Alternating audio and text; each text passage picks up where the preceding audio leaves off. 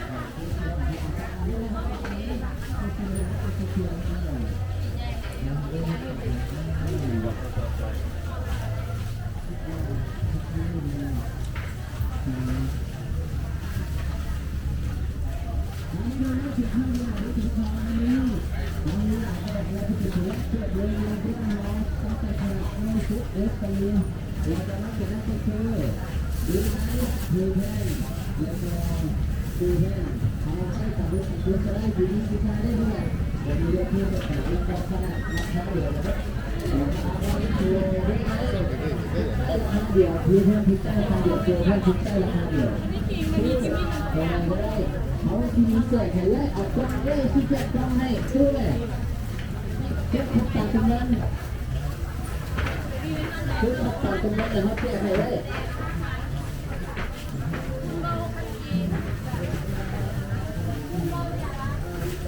ผมคาได้ซื้ออยู่น้ำเฮาได้แห่งไหนซื้อบังเอิญอีกมาได้เลยที่บอกไง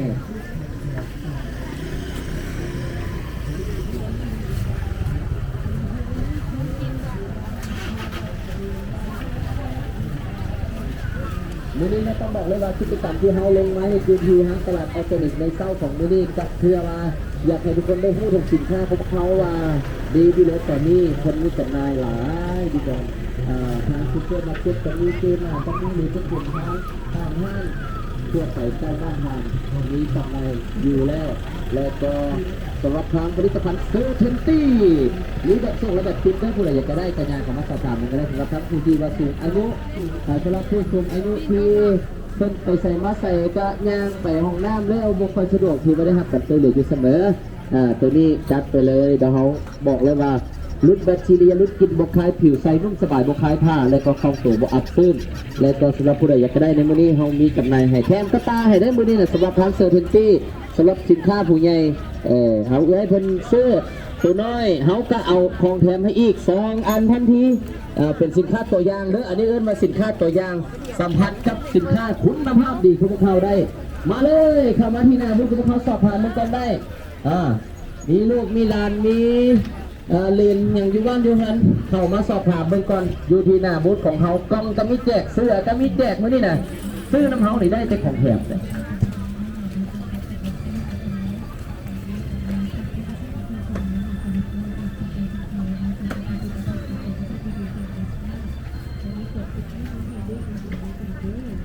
ทำได้ไหมเด้อ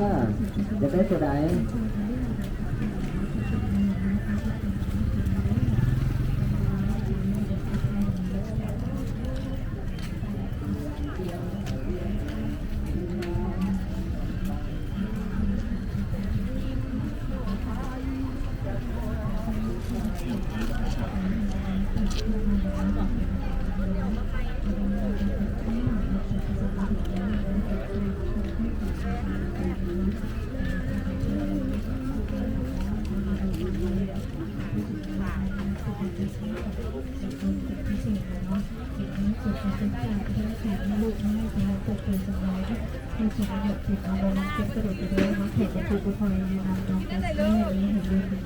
โอ้โหได้จะได้เป็นบาวนี่ดูนะรถโขงเด้อนี่เห็ดฝอยทองในส่วนสีไทยก็แถมติดกระบอกผ่านน้ำให้เลยหน่อยนะพร้อมกับส่วนลดสุดพิเศษ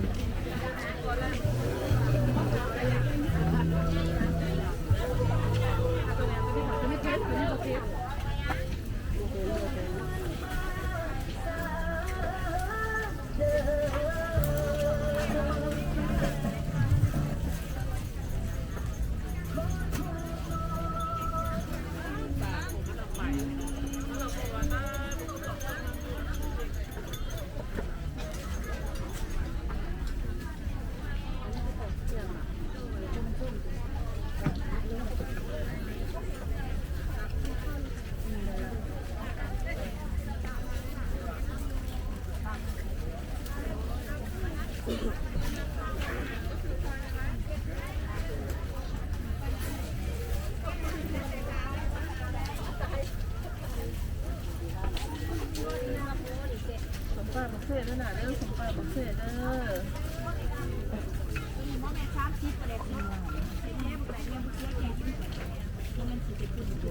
จะลองชิมข้าวเต่า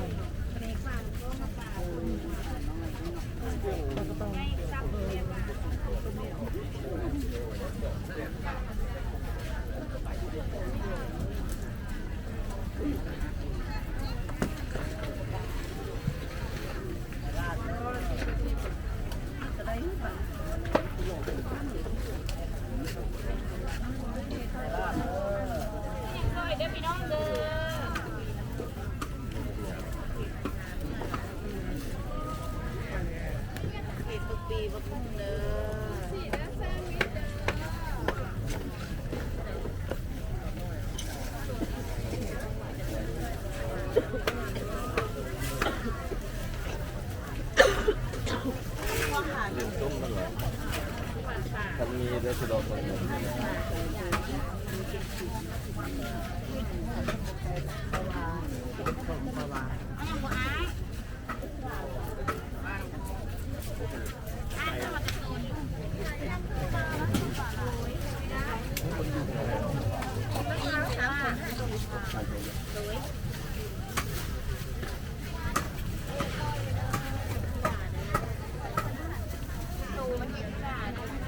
ปลาน้ำกรองเลยเนี่ยพอปลาจุกเลยบ้างนะ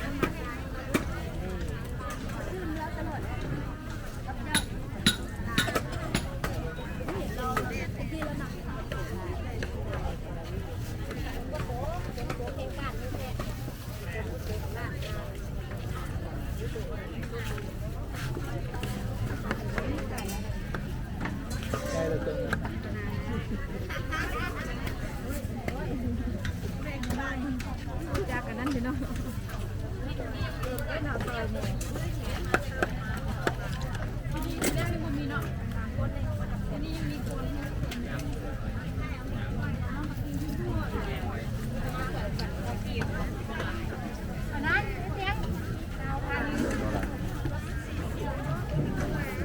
9,000 เม็ด3 จานละ50นี่30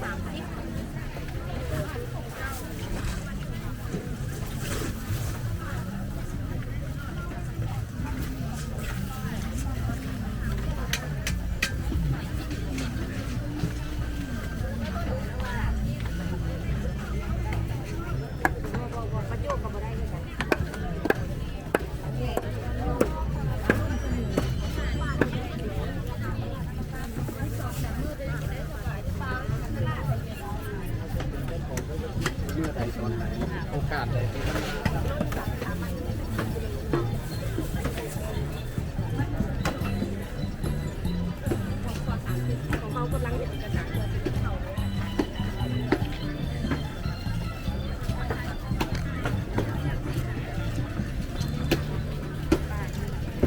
นั่นแหละก็ได้ใช่เลยเนาะเอาฝากกันไม่ตื่นสำหรับทั้ง15 เดย์ที่เลยของเราในมื้อนี้ฝากทุกท่านไว้สำหรับท่านใดที่มาจากทั้ง15ดีๆก็ต้องเข้าไปสัมผัสหนึ่งวันนี้พวกเขามี15ตัวอย่างเอามาแจกให้ทุกท่านพร้อมมีลูกมีหลานงานใหญ่มาอุ้มลูกมาเดี๋ยวเขาแจกให้เลยดูบนมีลูกจะเอาไว้ให้บนมีลูกเอาให้หลานก็ได้แต่ว่าตอนนี้เนาะผมเอาเวลาเขาอยากแจกให้ดูหน้าลูกเขาแจกเลยแจกพ่อ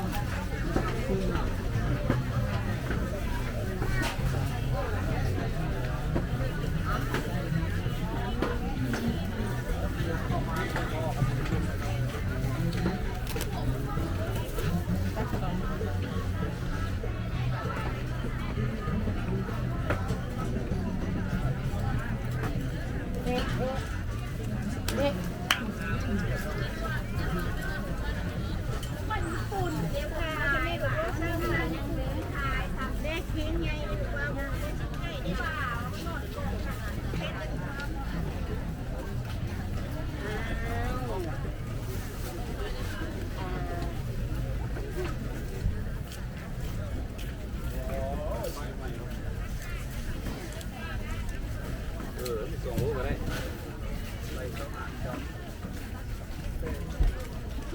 แก้ว โอเค โอเค